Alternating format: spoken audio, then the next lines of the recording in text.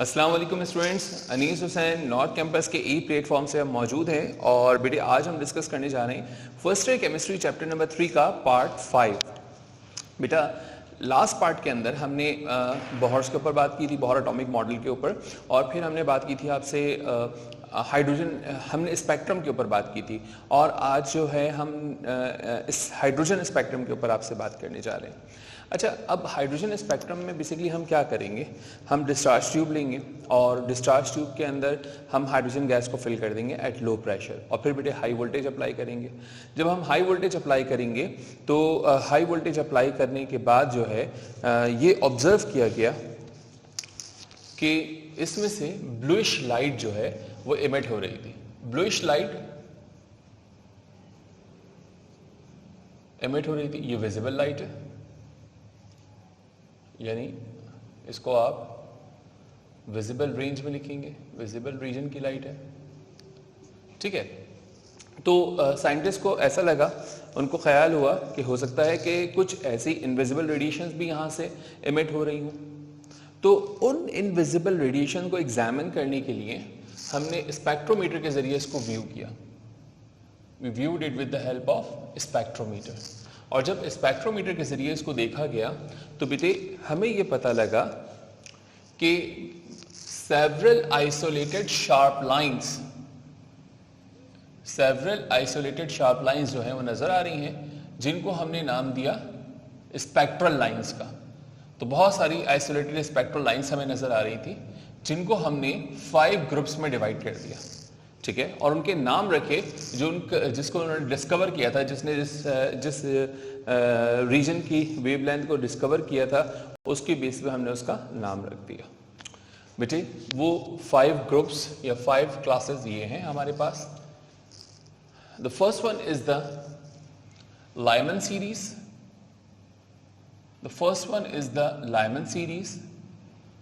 the second one is the Balmer series, and the Paschen series, and the Brackett series, and the Pfund series, right? तो ये हमारे पास जो है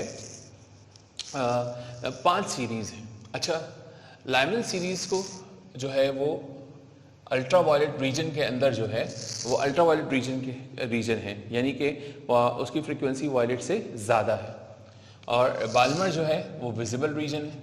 इसके ऊपर अभी हम थोड़ी सी बात करेंगे विजिबल रीजन के ऊपर, क्योंकि यहाँ पे आप जानते हैं कि डिफरेंट हमारे पास जो है वो विजिबल रीजन के अंदर डिफरेंट फ्रिक्वेंसीज होती हैं, डिफरेंट कलर्स होते हैं, तो इसके ऊपर अभी हम बात करेंगे। पास्टियन सीरीज जो है वो इंफ्रारेड रीजन है, infrared region. Brackett series infrared region है, और पीफंड सीरीज जो है वो far infrared, FIR stands for far infrared. अच्छा, अब होता क्या है बेसिकली, ठीक है, फर्ज करते हैं हम यहां पर इस तरह से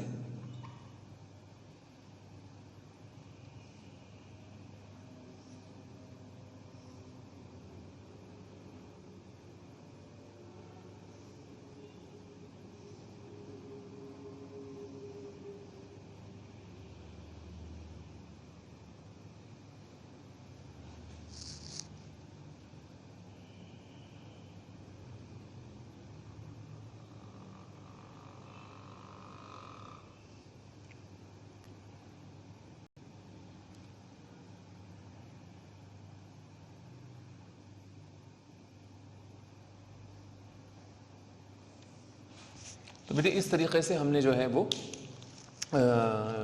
अपने जो है शेल्स बना लिए, ये एटम के न्यूक्लियस है और ये शेल्स हैं। तो n = 1, n = 2, n = 3, n = 4, फिर 5, 6 और 7। बेटा अगर इलेक्ट्रॉन जंप करता है, ठीक है, फॉर एग्जांपल सेकेंड ऑर्बिट से फर्स्ट ऑर्बिट में, या थर्ड ऑर्बिट से फर्स्ट ऑर्बिट में, या फोर्थ ऑर्बिट से, या फिफ्थ से, या सिक्स से, या 7 से, तो बेटे वो आके कहाँ गिर रहा है, right, it is falling in the first orbit, ये फॉल कर रहा है फर्स्ट ऑर्बिट के अंदर। तो इलेक्ट्रॉन कहीं से भी ट्रेवल करता हुआ आए, कोई भी एक्साइटेड स्टेट हो, ये सारी एक्साइटेड स्टेट है, ठीक है। तो वो कहीं से भी करता हुआ है, भले वो इन्फिनिटी पे चला जाए,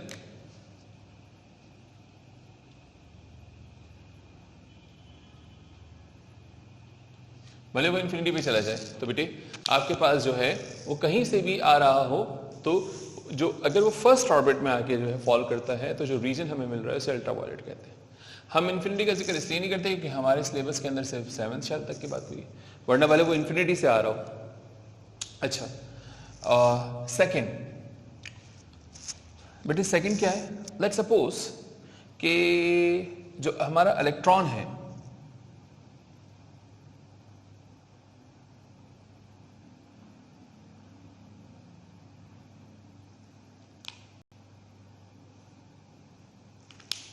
वो कहीं से भी आके गिर रहा है, लेकिन मेरे बच्चों वो गिर रहा है सेकेंड ऑर्बिट के अंदर, n=2 के अंदर। तो जो हमें रीजन मिलेगा that is called the visible region, ठीक है। उसे हम विजिबल रीजन का नाम देते हैं। इन जब वो n=2 में कोई भी excited state 3, 4, 5, 6, 7 till the infinity हो और वो आके कहाँ पे फॉल करे? सेकेंड ऑर्बिट के अंदर, तो हमें जो सीरीज मिलती है that is called Boltzmann series and the visible region. फिर बेटे उसके बाद अगर ऐसा हो जाए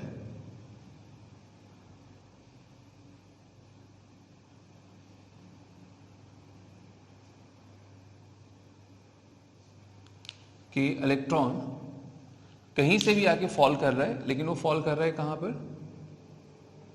थर्ड शेल के अंदर, राइट। जैसे पास्टियन सीरीज कहते हैं, दिस इज इंफ्रारेड रीजन, ये इंफ्रारेड रीजन होगा बेटा। और इलेक्ट्रॉन कहीं से भी फॉल कर रहा है,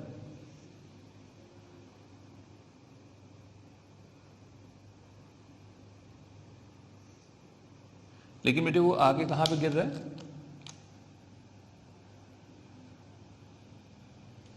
right, it is falling in this, ठीक है। वो आपके पास जो है वो फोर्थ ऑर्बिट में आके फॉल कर रहा है, तो बेटे हमारे पास जो सीरीज है वो ब्रैकेट सीरीज या इंफ्रारेड रीजन कहलाएगा, ठीक है। और अगर हमारा इलेक्ट्रॉन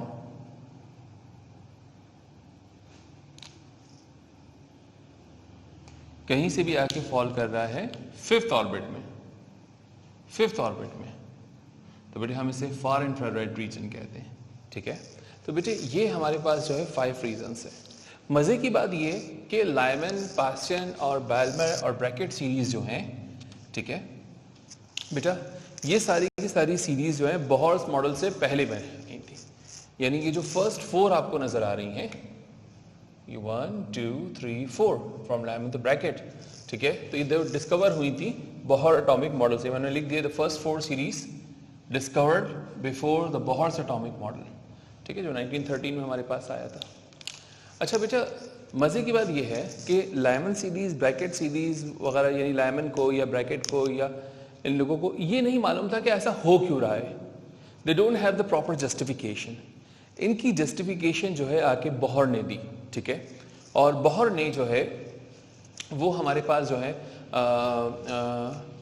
ओरिजिन जो हो रहा है हाइड्रोजन स्पेक्ट्रम का, तो ओरिजिन ऑफ हाइड्रोजन स्पेक्ट्रम जो है वो बोहर्स मॉडल के बेस पर बेस कर रहा है। वो कैसे बेस कर रहा है? देखो, बोहर ने क्या कहा था कि एक न्यूक्लियस है, पहले इसको यूं बना लेते हैं। अब ये न्यूक्लियस है हमारा, और इस न्यूक्लियस में के अराउंड शेल्स हैं, शेल्स में इलेक्ट्रॉन्स मौजूद हैं। अब ये इलेक्ट्रॉन अपनी अपनी एनर्जी के हिसाब से रिवॉल्व कर रहे हैं, अपनी अपनी एनर्जी के हिसाब से एनर्जी लेवल के अंदर या शेल्स के अंदर मौजूद हैं, राइट। अच्छा, अब ये अपने अपनी एनर्जी के लिहाज से अपनी अपनी जो है वो स्पेक्ट्रम के लिहाज से जो है वो एनर्जी लेवल्स के अंदर मौजूद तो हैं, ठीक है, लेकिन ये मूव नहीं करेंगे, इनकी एनर्जी कांस्टेंट है, they are in the fix energy levels. अच्छा, अब क्या होता है? फर्ज करिए कि ये हमारे पास एक शेल है, यहां पर हमारे पास बेटे एक इलेक्ट्रॉन मौजूद है, बेटा। अब हम क्या कर रहे हैं? हम एनर्जी प्रोवाइड कर रहे हैं इसको, राइट। हम एनर्जी कैसे प्रोवाइड कर सकते हैं? 2 तरीके हैं, या तो हम हीट कर सकते हैं या फिर बेटे हम हाई वोल्टेज दे सकते हैं at low pressure, high voltage at the low pressure. As the result of this what happens it moves from lower to higher energy orbit. When it absorbs energy equal to the difference of E1 and E2. इसकी energy कितनी है E1, इसकी energy कितनी है E2. तो बेटे E1 से E2 के दरमियान अगर हमें एनर्जी इस डिफरेंस के मुताबिक E2 माइनस E1 के मुताबिक अगर हमें एनर्जी मिल जाती है, energy equal to the E2 minus E1 delta E, अगर हमें एनर्जी मिल जाती है then electron absorbs the energy और वो मूव कर जाएगा हायर ऑर्बिट के अंदर. It moves to the higher orbit. यहाँ से ये मूव कर रहा है, यहाँ से हटा देते हैं इसको. It moves to the higher orbit. तो हम क्या करते हैं बेसिकली गैस को, जैसे हमने यहाँ हीट किया तो गैस एक्साइटेड हो गई, राइट. अब ये एक्साइटेड स्टेट कहलाएगी. This state is known as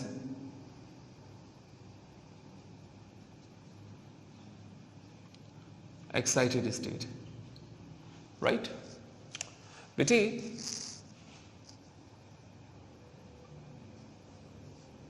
जब इलेक्ट्रॉन वापस आएगा, when it returns back, जब ये इलेक्ट्रॉन वापस आता है यहां पे, right. So this is E1 and this is E2. तो when it returns back, so it emits energy. जब ये ग्राउंड स्टेट में वापस आता है तो ये एनर्जी को इमिट करता है. जैसे इसने यहां एनर्जी एब्जॉर्ब की थी तो यहां पे एनर्जी को ये इमिट करेगा. And the emitted energy must be equal और is equal to the difference of energy levels. E1 और E2 के डिफरेंस के बराबर होगी, राइट. और जितना ज्यादा गैप होगा एनर्जी लेवल्स में, एनर्जी की जो फ्रीक्वेंसी है, राइट, वो उतनी ज्यादा होगी या वेवलेंथ उतनी कम होगी या वेव नंबर उतना ज्यादा होगा. ठीक है. यानी कि बेसिकली हमारे पास जो है ये जो फ्रीक्वेंसी है इसकी या वेव नंबर है, it is directly proportional to the delta E. जितना ज्यादा डिफरेंस होगा उतनी ज्यादा फ्रीक्वेंसी होगी. और जो वेवलेंथ है it is inversely proportional to डेल्टा E. ये डेल्टा E के इनवर्सली प्रोपोर्शनल होगा. यही वजह है कि हमने ये बात देखी कि from Lyman to Pfund the wave number decreases. From Lyman to Pfund the wave number decreases. तो बेटे ये बोहर ने इसको एक्सप्लेन किया कि भाई ऐसा हो क्यों रहा है कि जब हम किसी गैस को हीट करते हैं तो उसमें से विजिबल या इनविजिबल रेडिएशंस एमिट हो रही हैं. तो उसके पीछे रीजन ये है कि व्हेन गैस इज हीटेड और the vapours of the some substance is heated, they absorbs energy, electrons move from ground to higher excited state. ठीक है. And after some time they returns back. Why they returns back? Because the excited state is the unstable state. ठीक है. Excited state जो है वो एक unstable state है. So that's why electrons returns back. Electron वापस आते हैं and they emit energy equal to the difference of energy level. तो वो एमिट करते हैं एनर्जी को equal to the difference of energy level के हिसाब से. जितना ज्यादा डिफरेंस होगा बेटे उतनी ज्यादा फ्रीक्वेंसी की एनर्जी जो है वो एमिट होगी, राइट. तो बेटे यहां तक नोट कीजिए, फिर मैं आगे चलता हूं.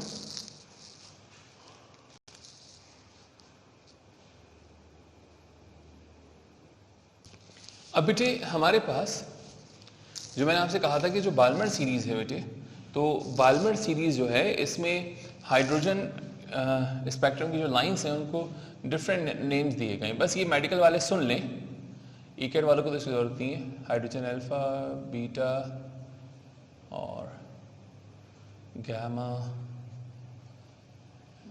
इस तरह से. ठीक है. तो ये बात नोट कर ले बस.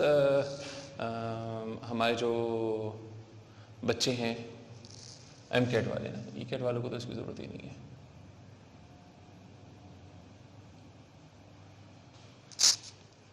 तो बेटे इसको नोट कीजिए, हम आगे चलेंगे, आगे की बातें शुरू करेंगे.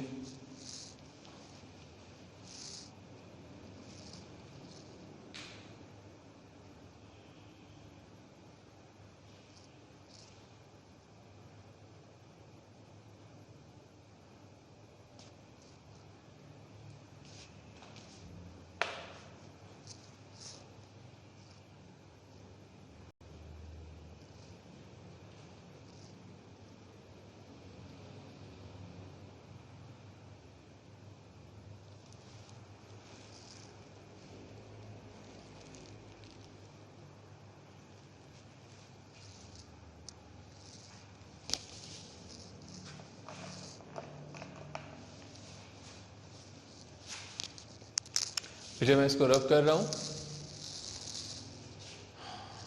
अच्छा एक बात मजे की, एक बात और बताता चलो चलें। जो हमारे बच्चे हैं बेटे, बाज़ बच्चों को सीरीज याद, अच्छा सब कुछ को याद होती है, कुछ को याद नहीं होती, हर एक का डिफरेंट कंफर्ट जोन है। तो कुछ बच्चों को सीरीज याद नहीं होती ना, तो उनकी सीरीज याद रखने के लिए बता रहा हूं। Low blood pressure, blood pressure, क्या हुआ? Low blood pressure, blood pressure, right.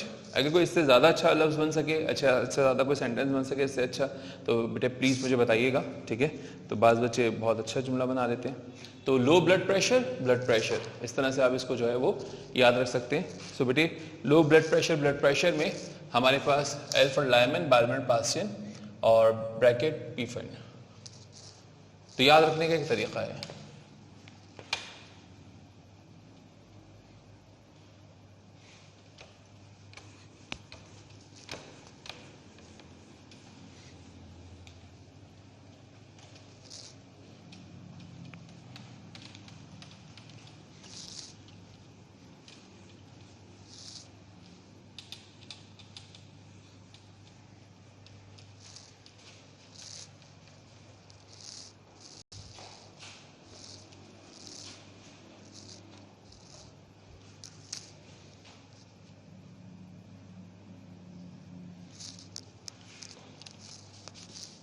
चलिए बेटे आगे चलते हैं, और हम जो नेक्स्ट टॉपिक अब डिस्कस करने जा रहे हैं बेटे, हमारे पास वो है defects of Bohr's atomic model.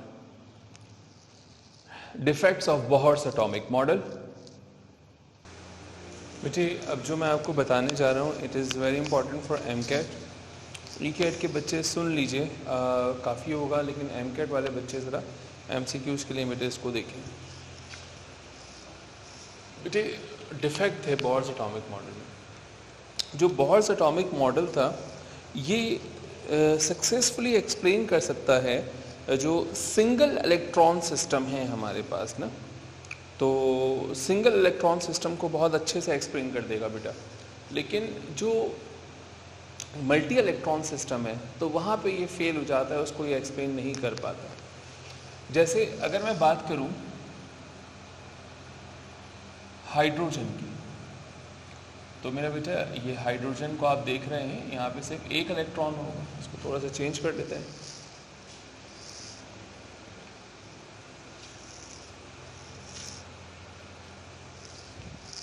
अगर मैं बात करता हूँ हाइड्रोजन की, तो जो हमारे पास हाइड्रोजन है राइट, उसके पास सिर्फ एक इलेक्ट्रॉन है, ठीक है। और लेकिन अगर हमारे पास जो है बात करते हैं, पहले इसकी डायग्राम यहाँ बना। So this is your hydrogen, और यहाँ पे ये एक इलेक्ट्रॉन है, इसको ऐसे दिखा देते हैं। ये एक इलेक्ट्रॉन है, यहाँ पे सिंगल इलेक्ट्रॉन सिस्टम है। इसी तरह से अगर आप देखिए हीलियम, तो बेटे हीलियम के पास दो इलेक्ट्रॉन होते हैं। हीलियम के पास दो इलेक्ट्रॉन होते हैं, और हीलियम अगर आयन बन जाए, यानी हीलियम के ऊपर बेटे +1 चार्ज आ जाए, तो इसका मतलब इसका एक इलेक्ट्रॉन चला गया। इसी तरह से अगर मैं बात करूं लिथियम की, तो बेटे लिथियम का ये स्ट्रक्चर है। तो लिथियम के पास जो है 3 इलेक्ट्रॉन होते हैं। अब अगर लिथियम के 2 इलेक्ट्रॉन चले जाएं, दिस इज योर लिथियम, एक इलेक्ट्रॉन बच गया, and it bears a +2 charge, right. तो बेटे जो हमारे पास बोहर्स एटॉमिक मॉडल है वो इसके लाइन स्पेक्ट्रम को बहुत अच्छे से एक्सप्लेन करता है, लेकिन चूंकि यहाँ पे एक से ज़्यादा इलेक्ट्रॉन आ गए तो फेल हो गया। यहाँ एक इलेक्ट्रॉन है, इसको अच्छे से एक्सप्लेन करेगा, लेकिन यहाँ एक से ज़्यादा इलेक्ट्रॉन आ गए, फेल हो गया। यहाँ एक इलेक्ट्रॉन है, इसको अच्छे से एक्सप्लेन करेगा, ठीक है। अच्छा, इसी तरह से यहाँ एक और एग्जाम्पल देख लो।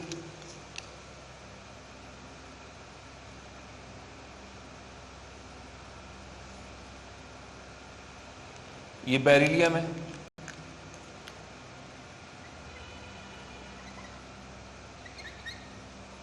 और ये बेरिलियम आयन है।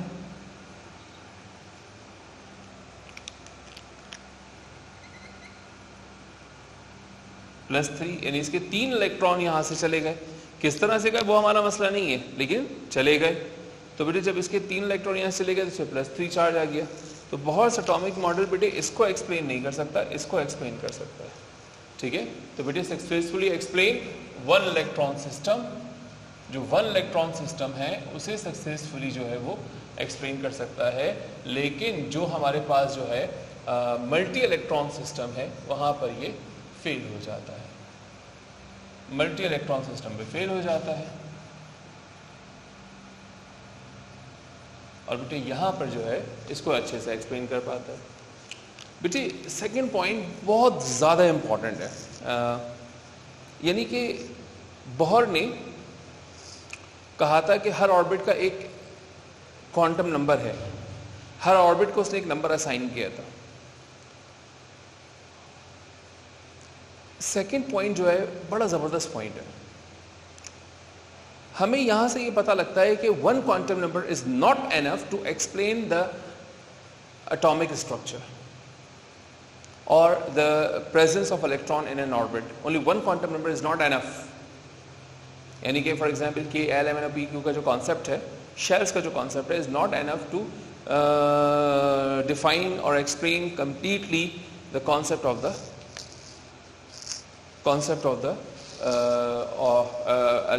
electrons presence।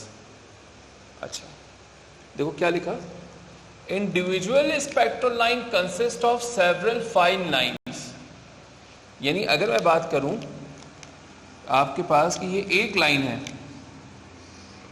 ये एक लाइन आपको नजर आ रही है, तो बेटा जब हम इसको व्यू करेंगे एक हाई रेजोल्यूशन माइक्रो स्पेक्ट्रोमीटर से, एक हाई रेजोल्यूशन स्पेक्ट्रोमीटर से जब इसे जो है वो क्या किया गया, इसे जूम करके देखा गया या इसे ऑब्जर्व किया गया, तो पता ये लगा कि इस एक के अंदर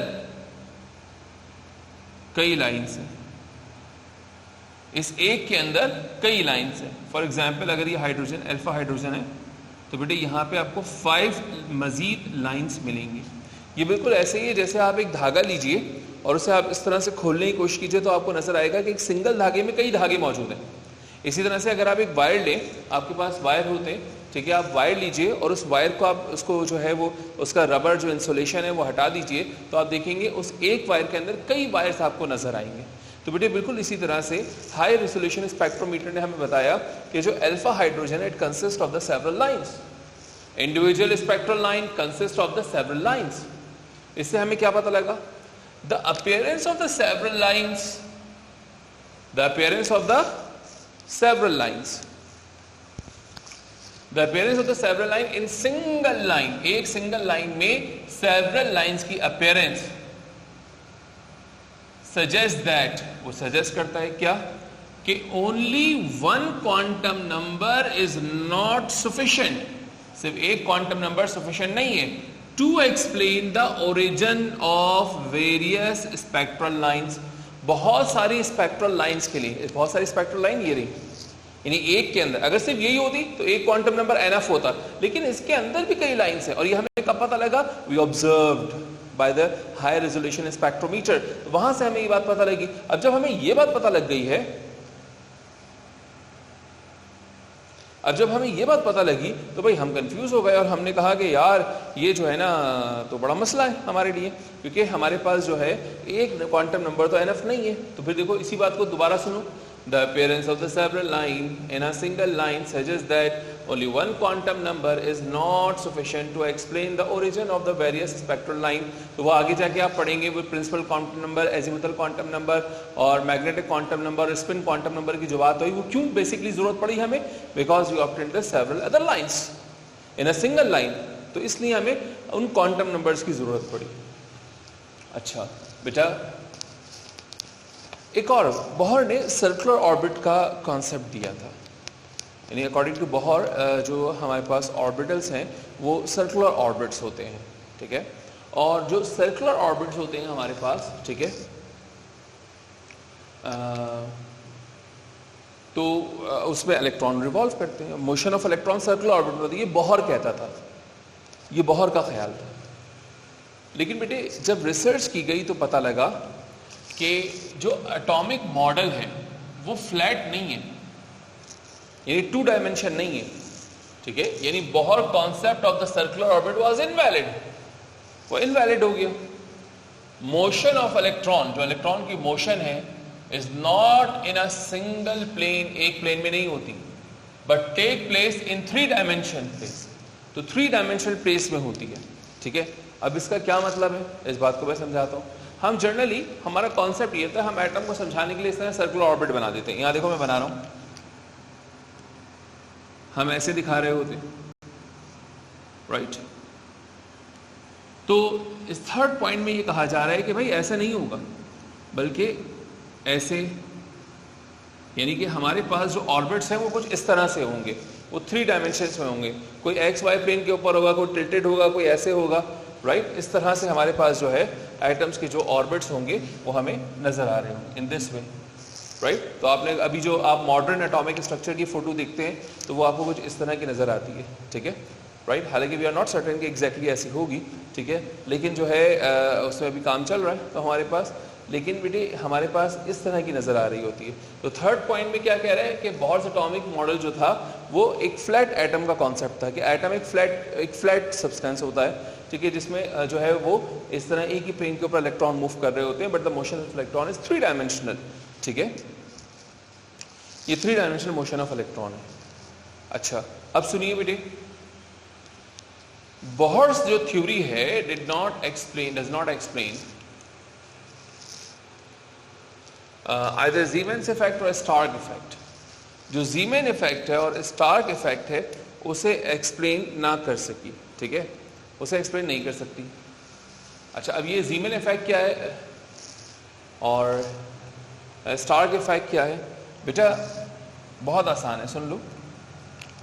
जो हमारे पास स्पेक्ट्रल लाइंस होती हैं उनकी splitting, right, splitting of line spectrum into further spectral lines, एक लाइन स्पेक्ट्रम की फर्दर स्पेक्ट्रल लाइन में स्प्लिट होना। When subjected to magnetic field, किसी मैग्नेटिक फील्ड में आप हाइड्रोजन स्पेक्ट्रम को लेके आ गए या हाइड्रोजन स्पेक्ट्रम पे आपने मैग्नेटिक फील्ड अप्लाई कर दी, तो वहां से जो आपके पास स्पेक्ट्रल लाइंस मिल रही थी वो फर्दर स्प्लिट हो गई। इसको इफेक्ट को नाम देते हैं ज़ीमैन इफेक्ट। ये मैग्नेटिक फील्ड की वजह से हो रहा है। किसकी वजह से हो रहा है? मैग्नेटिक फील्ड की वजह से। मेरे पास हाइड्रोजन स्पेक्ट्रम है, मेरे पास सोडियम वेपर्स का स्पेक्ट्रम है, ठीक है। अगर मैं उसको जो है, या अब सोडियम वेपर से हमें 2 येलो लाइट्स मिलती हैं, right, we obtain the 2 yellow lights. अब अगर मैं उसमें से उसको हम मैग्नेटिक फील्ड में अप्लाई कर दें तो वो एक येलो लाइट कई स्पेक्ट्रल लाइन्स में डिवाइड हो जाएगी। बेटे इस चीज़ को बोहर एक्सप्लेन नहीं कर सका। इसी तरह से स्टार्क इफेक्ट क्या है? अगर मैं हाइड्रोजन स्पेक्ट्रम को या सोडियम के स्पेक्ट्रम को या कोई भी एलिमेंट के स्पेक्ट्रम को मैं लेके चला जाऊं, कहाँ पर मैं लेके चला जाऊं? इलेक्ट्रिक फील्ड में, right.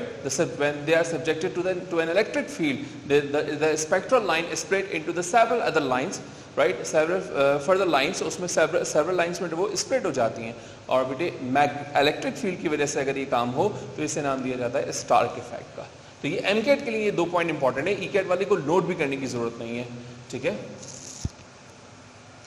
Splitting of emission line spectrum into further spectral lines when subjected to electric field, तो इसे हम स्टार्क इफेक्ट कहते हैं। तो बेटे स्टार्क इफेक्ट आपको समझ में आ गया होगा। उसके बाद समरफेल्ड एक साइंटिस्ट थे, और बेटे समरफेल्ड ने जो है इलिप्टिकल ऑर्बिट्स का कॉन्सेप्ट दिया। समरफेल्ड के लिहाज से सिर्फ एक लाइन याद रखनी है, तो मैंने पूरा पॉइंट लिख दिया है, लेकिन बस एक पॉइंट हमें याद रखना है समरफेल्ड के लिहाज से कि समरफेल्ड साहब ने जो है वो इलिप्टिकल जो है ऑर्बिट्स का कॉन्सेप्ट दिया था, ठीक है।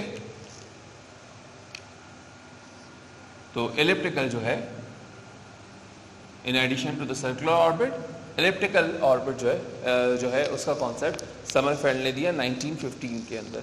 तो बेटे ये हमारे पास जो है कुछ बातें थी related to the Bohr defects of Bohr's atomic model. अब मेरे बच्चों आप इसको कॉपी कर लीजिए, तो फिर मैं जो है वो आगे की तरफ चलूँगा। उम्मीद करता हूँ कि बहुत सारी बातें आपको यहाँ पे समझ में आ गई होंगी।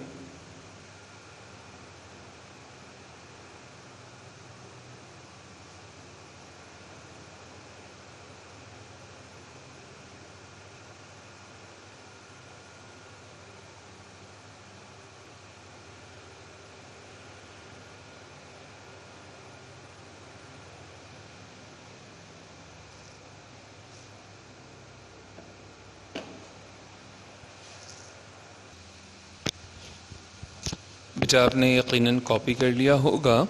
अब हम यहाँ से आगे चलेंगे और एक्स-रेज़ के ऊपर बात करेंगे।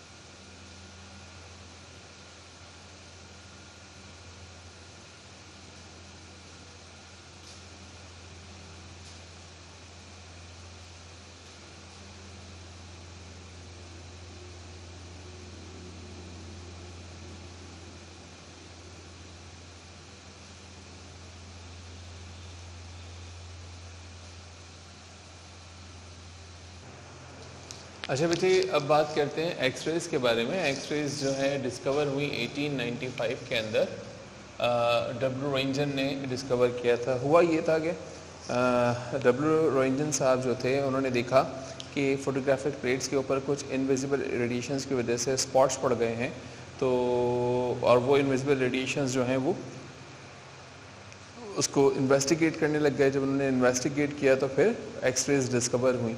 अच्छा अब कुछ जनरल बातें एक्स-रेज़ के बारे में पढ़ते हैं, फिर कुछ स्पेसिफिक बातें पढ़ेंगे। बेटे इनको हम रोइंजन रेज भी कहते हैं। These are also known as the Roentgen rays. ये हमारे पास जो है रोइंजन रेज भी कहलाती हैं। ठीक है बेटे।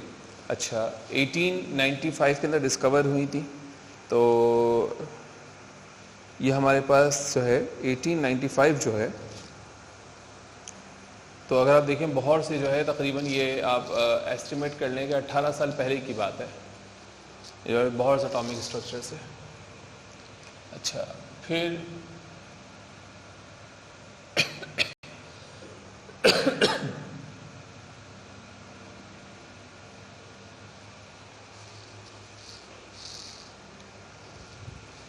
अच्छा बेटे ये फ़ौरन ही इनको आइडेंटिफाई किया गया एज अ शॉर्ट वेव्स या high energy EM electromagnetic radiation. High energy EM that is electromagnetic radiations. बेटे these X-rays can penetrate easily through the paper, rubber, glass, metal and the human flesh। और चूँकि human flesh में से गुजर सकते थे तो मेडिकल में जो है हमने इनको they were put to medical use immediately, right। आप देखते हैं एक्स-रेज़ के ज़रिए हमारी बहुत सारी चीज़ें जो है हम ये काम देख सकते हैं कि जो है ह्यूमन फ्लैश से पास होता है और फिर अगर कोई फ्रैक्चर है या कोई और मसला है तो वो एक्स-रेज़ के ज़रिए जो है आइडेंटिफाई हो जाता है। बेटा प्योर और इम्प्योर डायमंड में डिस्टिंग्विश करने के लिए भी हम एक्स-रेज़ को यूज़ कर सकते हैं। सेकेंडरी केमिस्ट्री चैप्टर नंबर 4 के अंदर आपने ये पढ़ा, पेज नंबर आई थिंक 56 है। पेज नंबर 56 के ऊपर आपने ये देखा है कैरेक्टरिस्टिक्स ऑफ डायमंड के अंदर एलोट्रॉपिक फॉर्म ऑफ कार्बन के अंदर आपने देखा कि वहाँ पे ये लाइन लिखी हुई भी है कि प्योर डायमंड और इम्प्योर डायमंड में हम एक्स-रेज़ के ज़रिए डिस्टिंग्विश कर सकते हैं। अगर हम प्योर डायमंड में से एक्स-रेज़ गुजारेंगे तो वो गुजर जाएगा और कोई इमेज नहीं बनेगा, बट अगर डायमंड इम्प्योर होगा तो उसका इमेज फॉर्मेशन हो जाएगी एक्स-रे के ज़रिए। That is the impure diamond is opaque to X-rays. impure diamond is opaque to X-rays। तो ये तो कुछ बातें थी MCQs के लिए। अच्छा, X-rays प्रोड्यूस कैसे होती हैं वो हमने यहाँ पे लिख दिया। X-rays जो प्रोड्यूस होती हैं, ठीक है, तो जब हम जो है वो क्या करते हैं, when rapidly moving electrons collide और stopped, जो इलेक्ट्रॉन्स हैं वो कोलाइड करें, स्टॉप हो जाएं विद हैवी मेटल के साथ, ठीक है, हैवी मेटल एनोड के साथ इन द डिस्चार्ज ट्यूब, तो बेटे हमारे पास इस सडन स्टॉप करने की वजह से एक्सरेज प्रोड्यूस होती है। अब देखो ये डिस्चार्ज ट्यूब है बेटे, ये हमारा कैथोड है, ये हमारा एनोड है, ये वैक्यूम पंप है, और यहाँ पे डेफिनेटली लो प्रेशर के ऊपर एयर मौजूद है या गैस मौजूद है। बेटे ये हमारा जो कैथोड है, यहाँ से कैथोड रेज यानी कि इलेक्ट्रॉन एमिट हो रहे हैं, और ये कॉन्केव हमने यहाँ पे रखा, देखें, this is the concave surface. Concave surface is use to converge cathode rays on a single point और प्रिंसिपल फोकस। अच्छा, यहाँ पे ये मेटल हमने रखा है, this is the heavy metal, ठीक है, और एंटी कैथोड या टारगेट मटेरियल का इसको नाम दिया गया है। ये हमारे पास एक हैवी मेटल है, राइट। ये सडनली स्टॉप करेगा इलेक्ट्रॉन्स को। जब when electrons are stop suddenly, so they produce energy, वो एनर्जी प्रोड्यूस करते हैं, और बेटे जो रेडिएशंस निकलती हैं उनको एक्स-रेज का नाम देते हैं। They are called the X-rays, उन्हें एक्स-रेज का नाम दिया जाता है। ये एक्स-रेज तमाम डायरेक्शन में स्कैटर्ड हो जाती हैं, right. These X-rays scattered in all directions, ये ऑल डायरेक्शन में जो है वो हमारे पास जो है स्कैटर्ड हो जाती हैं। और बेटे जब ये ऑल डायरेक्शन में स्कैटर्ड होंगी तो फिर हम इनको एक जगह पर, मतलब इनको बहुत थोड़ा सा पोर्शन है जिनको हम सही तरह से यूज़ कर पाते हैं, या पर्पस उसका जो है वो उसको पर्पसली यूज़ कर पाते हैं। अच्छा, अब करते ये हैं हम कि हम जो है एक हमारे पास स्लिट होती है, ठीक है, प्लैटिनम स्लिट से पहले इसको गुजारते हैं ताकि हम जो है वो इसको जो है इसको हम अपनी जहाँ टारगेटेड मटेरियल है वहाँ यूज़ कर सकें।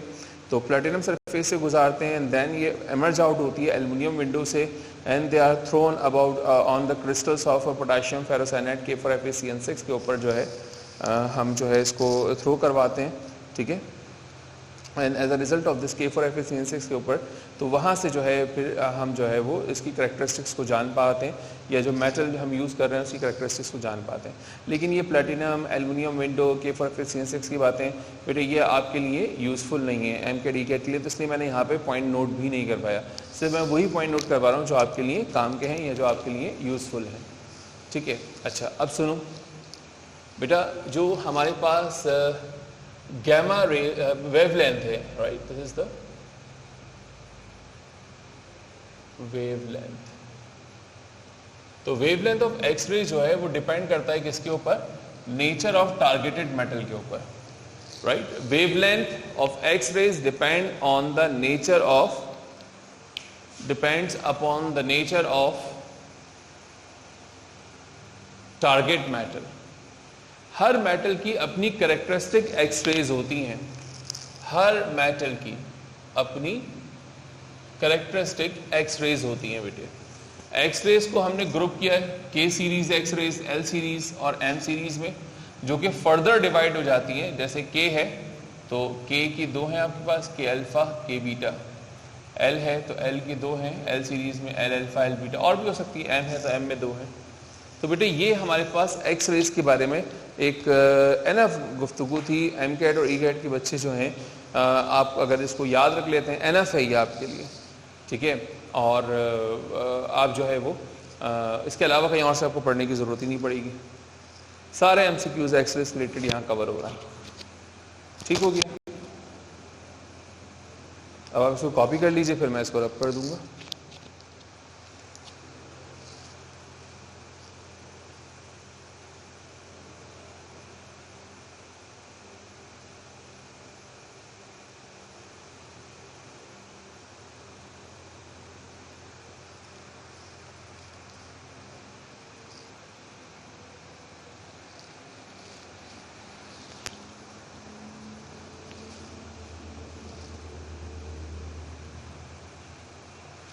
बिठा दें।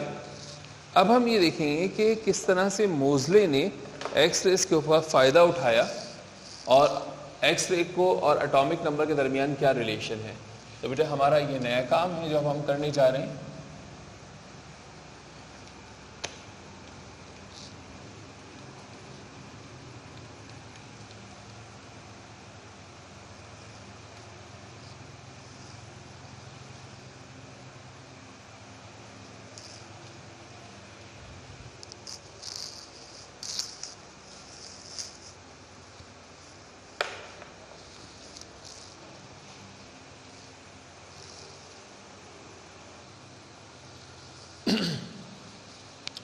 बेटा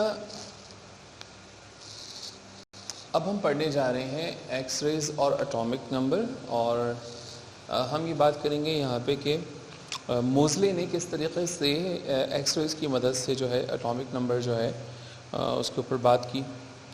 मोज़ले ने जो है एक्स रेज को स्टडी करना शुरू किया, और जब उसने स्टडी करना शुरू किया तो उसने जो है ऑब्ज़र्व किया कि जैसे जैसे वो हैवियर एलिमेंट्स को यूज़ कर रहा है, हैवियर एलिमेंट्स को यूज़ करते हुए फ्रीक्वेंसी ऑफ एक्स रेज बढ़ रही है। अच्छा, चूँकि उस वक्त तक सबका यही कॉन्सेप्ट था कि atomic weight is the fundamental property, तो पहले मोज़ले का भी यही ख्याल था कि एटॉमिक वेट इंक्रीज़ होने से फ्रीक्वेंसी इंक्रीज़ हो रही है। लेकिन जब केयरफुल एग्जामिनेशन हुआ तो फिर ये सामने आई बात कि जैसे जैसे पॉजिटिव चार्ज बढ़ रहा है जैसे जैसे मास बढ़ रहा है वैसे वैसे एक सिंगल पॉजिटिव चार्ज भी बढ़ रहा है। ठीक है, उस सिंगल पॉजिटिव चार्ज को मोज़ले ने एटॉमिक नंबर का नाम दिया। ठीक है, तो ये एक समरी थी जो कि मोज़ले की थी। अब आप इसको डिटेल में देखेंगे यहाँ पे। बेटे systematic and comprehensive study of the X rays undertaking by Moseley in 1913। ठीक है, 1895 के अंदर जो है वो डिस्कवरी होती है, और 1913 में Moseley, right, he was working in the Bohr's Rutherford, ये बोहर के लेबॉर्ट्री के अंदर ये काम कर रहे थे और करते थे, और जो है इन्होंने जो है एक्सरे के ऊपर जो है वो काम करना शुरू किया। अच्छा, इन्होंने जो रेंज सेलेक्ट की वेवलेंथ की, जो वेवलेंथ की रेंज थी वो 0.04 to 8 एंगस्ट्रॉम थी, राइट, और जो टारगेटेड मटेरियल इन्होंने लिया वो एल्युमिनियम से लेके और गोल्ड तक 38 एलिमेंट्स को इन्होंने स्टडी किया। 38 एलिमेंट्स के बिहेवियर को देखा इन्होंने, और इस स्टडी के बाद जो कंक्लूजन उन्होंने फाइंड आउट किया वो ये था। बेटा इस कंक्लूजन का पहला पॉइंट, जो स्पेक्ट्रल लाइंस हैं वो दो हैं, एक के सीरीज़ है और एक एल सीरीज़ है। के सीरीज़ शॉर्टर वेवलेंथ रखती हैं और जो लॉन्गर वेव वाली हैं वो एल सीरीज़ है हमारे पास। तो राइट, एम कैट वाले बच्चों के लिए ये पॉइंट इंपॉर्टेंट है बेटे, ई कैट वाले बच्चे ना देखें, इसको कोई ज़रूरत नहीं है। वेवलेंथ ऑफ एक्स रेज की जब हम बात करते हैं तो wavelength of X rays is inversely proportional to the atomic number, right. इस बात को आप यूँ कह सकते हैं कि फ्रीक्वेंसी से इसका डायरेक्ट रिलेशन है और वेवलेंथ से इन्वर्स रिलेशन है। तो जैसे जैसे एटॉमिक नंबर बढ़ाते गए वो, तो जो एक्स रेज की वेवलेंथ है वो कम होती गई। ठीक है, फिर फ्रीक्वेंसी और एटॉमिक नंबर में, फ्रीक्वेंसी और एटॉमिक नंबर में उन्होंने क्या रिलेशन निकाला कि root of the frequency is equal to A multiply by Z minus B. इसे हम, इस इक्वेशन को मोज़लेज लॉ कहते हैं। वो लॉ क्या है अभी डिस्कस करते हैं आपसे। ठीक है बेटे, इसमें ए और बी जो दोनों कांस्टेंट हैं, और ये हमारे पास जो भी टारगेटेड मेटल होगा उसके कांस्टेंट्स हैं। ए कहलाता है प्रोपोर्शनलिटी कांस्टेंट और बी जो है वो स्क्रीनिंग कांस्टेंट हमारे पास कहलाता है। ठीक है, तो सिर्फ ये इक्वेशन अगर एमकेट वाले बच्चे याद कर ले तो बहुत अच्छी बात होगी उनके लिए। अगर क्वेश्चन थोड़ा घूम कर आता है या थोड़ा मुश्किल आ जाते हैं, जो है पेपर बनता है इस बार, तो बेटे इस तरह के क्वेश्चन आ सकते हैं। तो मोज़लेज इक्वेशन बस आप याद रख लें, पर इन सबको छोड़ दें। मोज़ले लॉ क्या है? Frequency of a spectral line, frequency of a spectral line in X rays spectrum varies, ये फ्रीक्वेंसी वेरीज करती है as the square of atomic number, right, of an element emitting it. तो ये हमारे पास जो वेरिएशन आ रहा है ये एटॉमिक नंबर के लिहाज से आ रहा है। एक दफ़ा फिर देखिए इस लॉ को, फिर हम आगे चलेंगे बेटे।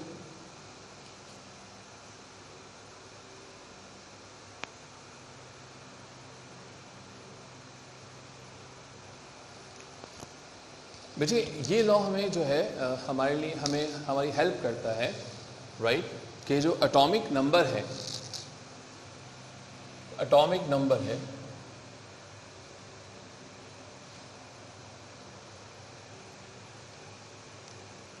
इसको यूं लिख लीजिए, it is the atomic number and not the atomic mass. तो एटॉमिक नंबर ही असल जो है फंडामेंटल प्रॉपर्टी है एलिमेंट की, ठीक है। Atomic number and not the atomic mass of the element which determines it's characteristic properties. Physical और chemical दोनों प्रॉपर्टीज जो है वो डिपेंड करती है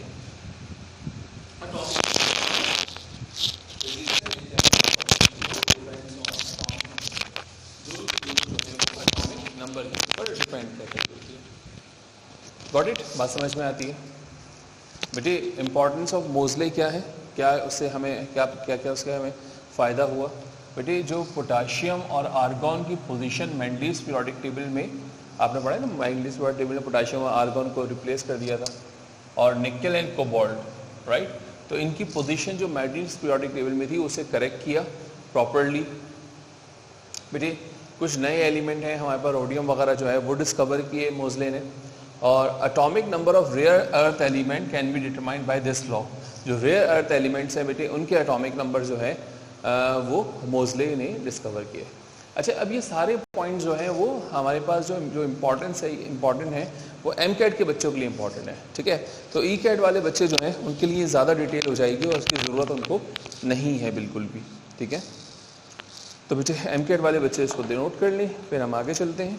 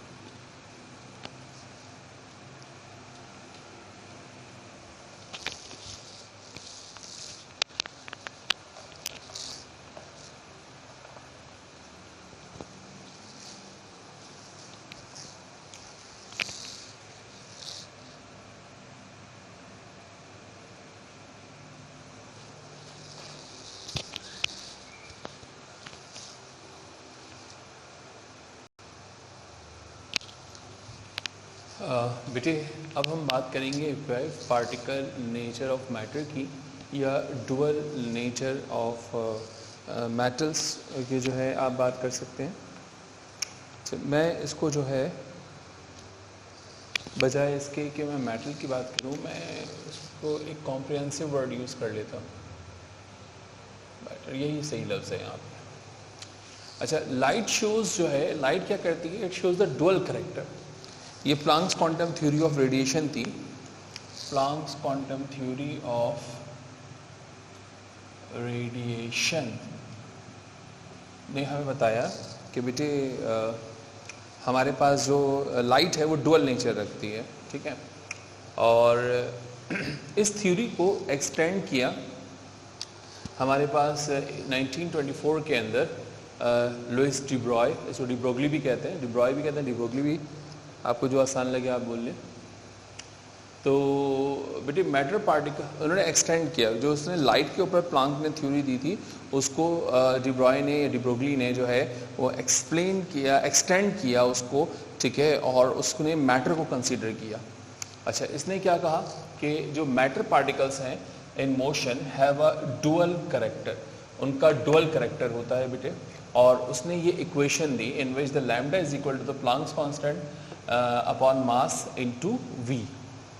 बेटे ये इक्वेशन जो ड्राइव हुई है यहाँ पे, ये इक्वेशन ड्राइव हुई है जो हमारे पास प्लांक्स इक्वेशन है, Planck's equation, you know that the Planck's equation is energy is equal to Planck's constant into frequency. और बेटे एक हमारे पास मास एनर्जी इक्वेशन है आइंस्टाइन की, मास एनर्जी इक्वेशन आइंस्टाइन की है, E is equal to mc²। तो बेटे इन दो इक्वेशंस को कंपेयर करके हम यहाँ तक पहुँचे हैं, राइट। इन दो इक्वेशंस को कंपेयर करके हम यहाँ तक आए हैं, ठीक है। तो ये जो इक्वेशन है आप कह सकते हैं it is drive by comparing these two equations. अच्छा, अब यहाँ पे लैम्डा de Broglie's वेवलेंथ है, या de Broglie's वेवलेंथ है, m is the mass of the particle, v is the velocity of electron and h is the Planck's constant. और बेटे ये जो mv है यहाँ पे आपको नजर आ रहा है, ये बेसिकली मोमेंटम ऑफ पार्टिकल है ना। अच्छा, अब ये जो मोमेंटम ऑफ पार्टिकल है बेटे ये इन्वर्सली प्रोपोर्शनल है, यानी वेवलेंथ और मोमेंटम में इन्वर्स रिलेशन है। जितना बड़ा मोमेंटम होगा वेवलेंथ हमारे पास जो है वो उतनी ही छोटी होगी, ठीक है। मोमेंटम जितना ज़्यादा होगा हमारे पास वेवलेंथ उतनी ही छोटी होगी, मोमेंटम जितना कम होगा वेवलेंथ उतनी ही ज़्यादा होगी, ठीक है। अब आप डी ब्रॉय ने ये कहा कि हमारे पास प्रोटॉन, इलेक्ट्रॉन, न्यूट्रॉन या एटम्स या मॉलिक्यूल्स बेटे ये सारे के सारे हमारे पास जो है ये जो है सारे के सारे हमारे पास जितने भी पार्टिकल्स हैं ये पार्टिकल के तौर पे मूव करते हैं और इनके साथ वेव भी एसोसिएटेड है, ठीक है। तो इसी को उसने नाम दिया डुअल नेचर ऑफ जो है वो मैटर की या वेव पार्टिकल डुअलिटी का नाम दिया, ठीक है इनको। अच्छा, जो ऑब्जेक्ट्स होते हैं हमारे पास वो दो तरह के होते हैं, एक माइक्रो ऑब्जेक्ट्स होते हैं, ये माइक्रो ऑब्जेक्ट्स हैं, एक मैक्रो ऑब्जेक्ट्स होते हैं।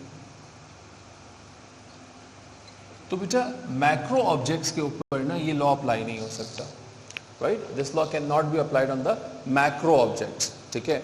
और क्यों अप्लाई नहीं हो सकता, मैं आपको एक छोटी सी एग्जांपल देता हूँ। बेटे आप एक स्टोन ले लीजिए और उस स्टोन का मास रख लीजिए 1 ग्राम, ठीक है। एक 1 ग्राम का पत्थर लीजिए और उसके बाद बेटे आप क्या करें कि उस 1 ग्राम स्टोन में की जो वेलोसिटी है वो रख लें आप 10 मीटर पर सेकेंड। अब प्लैंक्स कांस्टेंट की वैल्यू आपको पता है, इन दो वैल्यूज़ को जब आप यहाँ पे रखेंगे तो आप देखेंगे कि आपके पास इस कदर छोटी वैल्यू आ रही है which can not be measured. तो जो वेव पार्टिकल डुअलिटी का कॉन्सेप्ट है वो बेटे वो माइक्रो ऑब्जेक्ट्स पे अप्लाई होगा, like electron, proton, neutron, atoms and molecules, लेकिन वो जो है हमारे पास जो है मैक्रो ऑब्जेक्ट्स पे अप्लाई नहीं होगा। अच्छा, इसी तरह से यहाँ पे एक चीज़ देख लीजिए कि बेटे अगर हम बात करें इलेक्ट्रॉन और प्रोटॉन की, तो इलेक्ट्रॉन और प्रोटॉन की जब हम बात करते हैं तो बेटे फर्ज कीजिए कि इलेक्ट्रॉन और प्रोटॉन हमारे पास सेम वेलोसिटी से मूव कर रहे हैं, ठीक है। तो बेटे हमारे पास जो प्रोटॉन है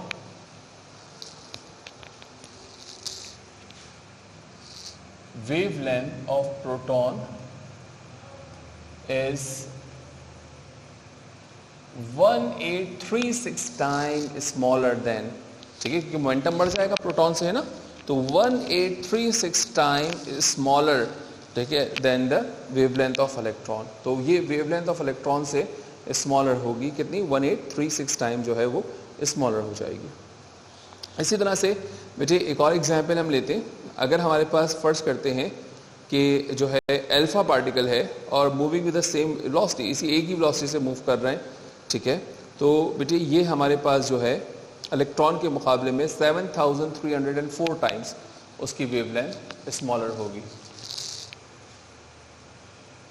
वेवलेंथ ऑफ हीलियम कितनी मैंने आपको बताया, राइट, ये 1000 में चली गई फिगर, यानी कि हमारे पास जो वैल्यू आ रही है यहाँ पर बेटे the value is 7344 times smaller होगा।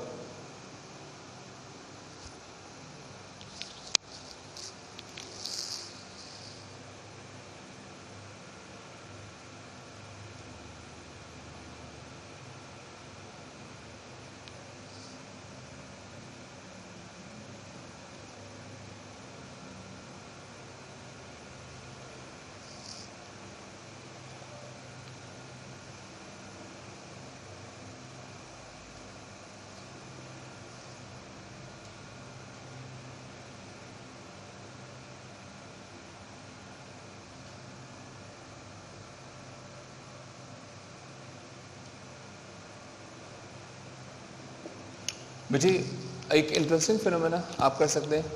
फिनोमेनन जो है वो ये है कि आप जैसे यहाँ पर ये इसका कैलकुलेट किया, इस तरह आपका मास कुछ ना कुछ होगा, अपने मास को ग्राम में लेके जाइए और सपोज कर लीजिए कि आप कितनी वेलोसिटी से भाग सकते हैं, ठीक है। तो आप अपनी वेलोसिटी के इमेजिन कर लें कि भाई मैं 10, 20, 30 मीटर पर सेकंड वेलोसिटी से भाग सकता हूँ, ठीक है, या 5 या 2 व्हाटएवर यू लाइक, तो और यू कैन। तो बेटे आप वो वेलोसिटी और अपना मास जो है इस इक्वेशन में पुट करें और फिर आप देखें कि आपकी बॉडी के साथ जो वेव एसोसिएटेड है उसकी वेवलेंथ कितनी आती है। लेकिन मैं फिर कहूँगा कि बेटे ये जो कॉन्सेप्ट है ये मैक्रो ऑब्जेक्ट्स के ऊपर जो है वो मैक्रो ऑब्जेक्ट्स के ऊपर अप्लाई हो सकता है। मैक्रो ऑब्जेक्ट्स जो है उसको जो है अप्लाई नहीं हो सकता, माइक्रो ऑब्जेक्ट्स के ऊपर अप्लाई होगा, ठीक है भाई। तो आज के इससे रिलेटेड एक और टॉपिक है, ठीक है, लेकिन वो नेक्स्ट पार्ट में करूँगा, मैं बहुत थक गया हूँ। तो मुझे इजाज़त दीजिए बेटे, आज के लिए गुफ्तगू यहीं तक, इंशाल्लाह नेक्स्ट क्लास में यहीं से बात शुरू करेंगे। तब तक के लिए अल्लाह हाफिज़। एमकेट के लिए इक्वेशन इंपॉर्टेंट है, ई कैट वाले बस यहाँ तक याद रखें।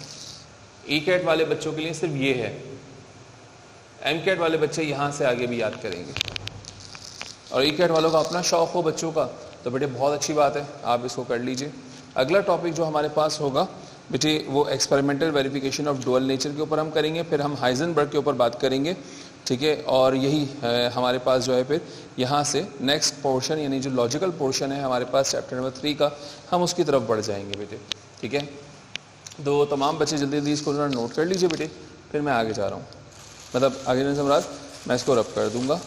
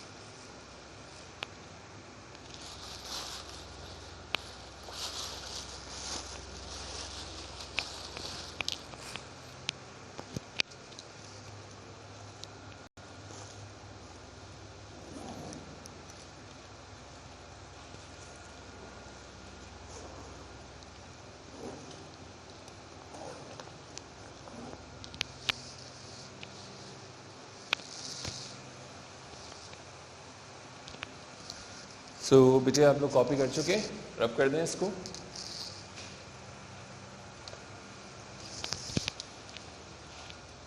मैंने शायद आपके लेक्चर के लिए पिक नहीं ली है,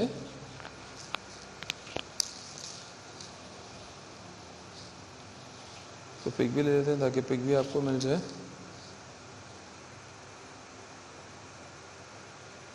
ठीक है, आपकी पिक भी हो गई है। And now I am going to rub this.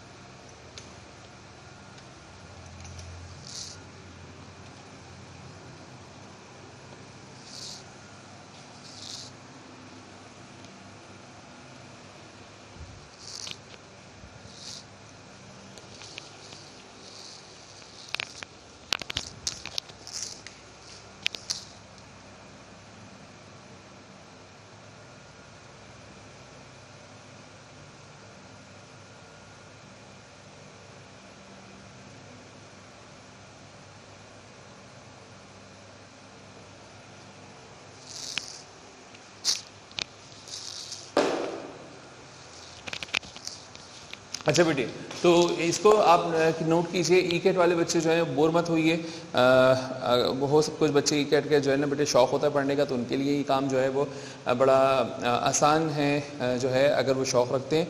Otherwise ज़रूरत नहीं है। एम कैट वालों को इसकी ज़रूरत है बेटे, एम कैट वालों की भी ज़रूरत उस वक्त पड़ेगी अगर पेपर जो है वो मुश्किल आ गया। तो बाज़ बच्चे हमसे ये कहते हैं कि सर जो है इसमें से कुछ चीज़ें जो हैं वो थोड़ी सी इजाफी हैं जो कोर्स से हट कर हैं। बेटे आपको इसलिए पढ़ाता हूँ क्योंकि जो है अगले साल आपको रिस्क तो नहीं लेना है, आपको तो इसी साल करना है इंशाल्लाह।